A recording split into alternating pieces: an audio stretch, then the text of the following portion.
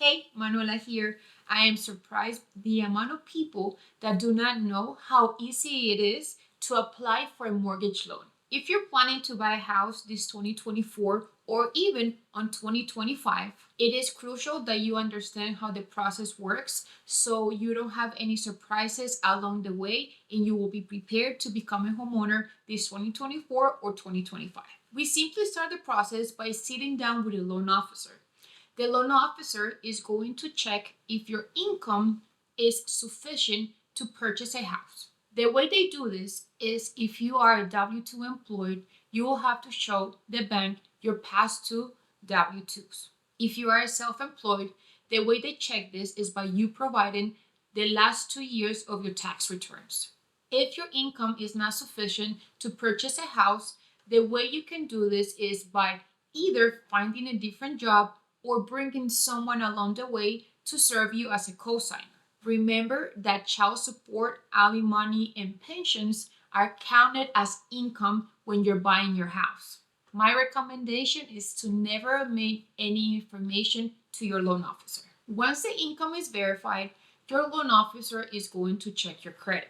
I know that my preferred lender only runs a soft pull, and this really helps not to bring your score down when not necessary. Credit is very important. The bank is checking your debt to income ratio, meaning that the bank wants to check what's your debt and also how are you managing your credit. Once this is all checked, and let's say your credit is not good enough to purchase a house right now, the lender is going to tell you exactly what to do in order for you to increase your credit. And for your information, what's considered a good credit score? Anything above 620. I also know that there's many programs out there that you can qualify with a 580. But if your lender is going to be transparent with you, buying a house using a 580 credit score is not going to give you the best terms in your mortgage. Let's say you qualify for $400,000 and your monthly payment is going to be around $2,500.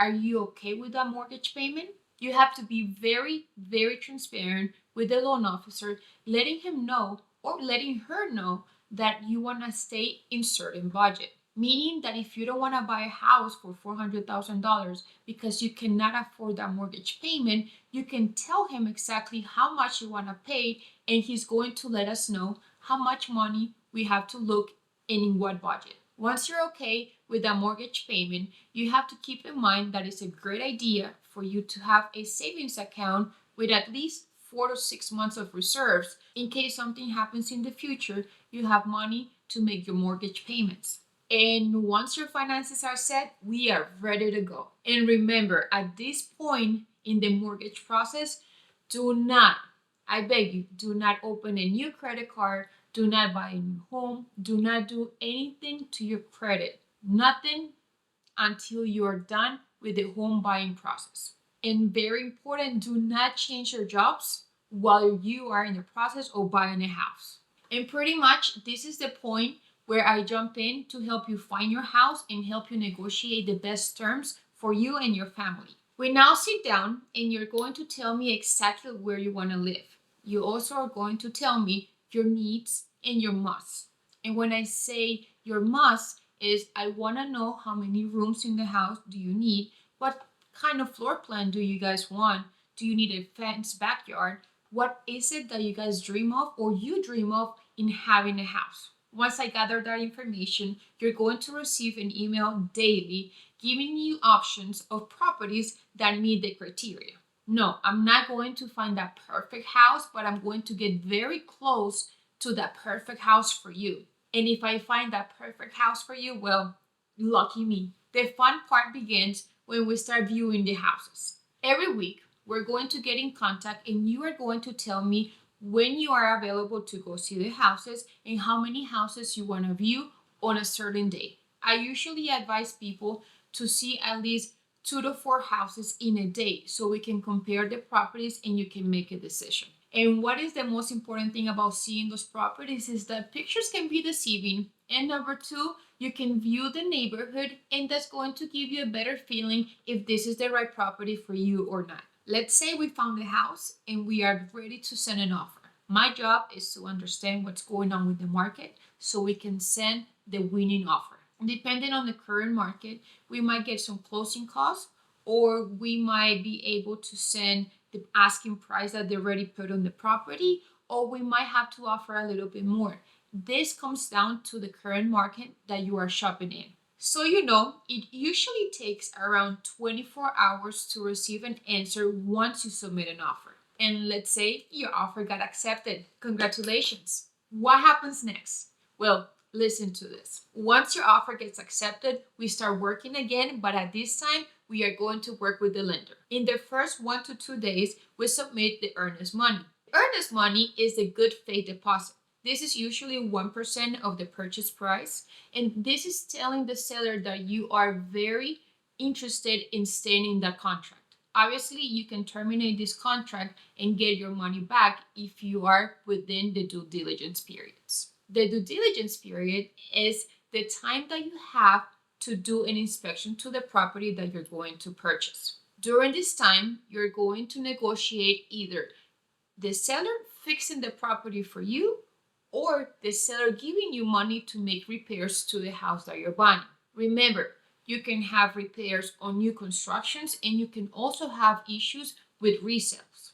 Let's say that the seller is going to help you with your closing costs or give you money to make those repairs. But let's also say that they're not giving you any money to make the repairs. At that point, you make the decision if the house is worth you buying it or you telling your agent that you're not going to buy the house. You can terminate the contract and get your money back. But remember, you have to be in your due diligence period. Let's say we moved on. We are out of the due diligence period. Congratulations, you are a step closer. At this point, the bank is working in their end, and they're sending an appraiser to the house that you're buying to make sure that the house is worth the amount of money that you're buying it for. For example, let's say the appraisal came back and you were going to buy a house at $400,000, but the appraiser says that the house is worth $390,000. There's two options. The seller can lower the price, or also the seller is not obligated to lower the price. At that point, you can walk away from the offer, get your earnest money back if he's not willing to reduce the sales price. Now, let's say that the appraisal came back for $450,000. Congratulations, you just earned $50,000 on your equity. And no, the seller doesn't need to know that you gained $50,000 in equity. This stays between you, the buyer's agent, and the bank. We are out of the appraisal contingency, obviously depending on your loan. And now we are almost ready to close on your house. The bank has something called the financial contingency, and this is pretty much the time that the bank has to approve the loan or deny it. This is why it's so important that you have very good communication with your agent and your loan officer. Let's say your appraisal is back, your financial contingency already passed, your loan is approved. We are only waiting on that clear to close. One day before the closing time, we are going to go to the property and do a final walkthrough. What is it that we do on a final walkthrough? We make sure that the house is as we saw it the previous times. And also, if any repairs needed to get done, we need to make sure that they were done. Also, the seller had to provide invoices to double check on those repairs. Let's say that we go do the final walkthrough and there's issues with the property that were not there prior to us seeing the house. Well, we can go to the seller and let them know that you are not buying the house in the condition that it is. At that point, the seller needs to go back to make sure that the house is ready to go before we sign the contract. And the seller needs to make sure that the house is ready to go for you to purchase it the next day. Let's say everything was perfectly fine with your final walkthrough, and now we are ready for the next day to sign your documents. At the closing table, we are going to sit down with the seller, with the seller's agent, the attorneys, and myself, and you're going to sign your documents to become officially a homeowner. And no worries, my job doesn't end at the closing table. I will continue to be your to-go person when it comes to anything that is related to your home. I know it's a lot of information in a very quick video, but it's my job to help you break it down in 1,000 pieces if necessary. I am compromised to help you achieve the goal of becoming a homeowner. If it's not this year or the next year, do not worry because I'm not going away and I'm not going to walk away from you if you are determined to become a homeowner.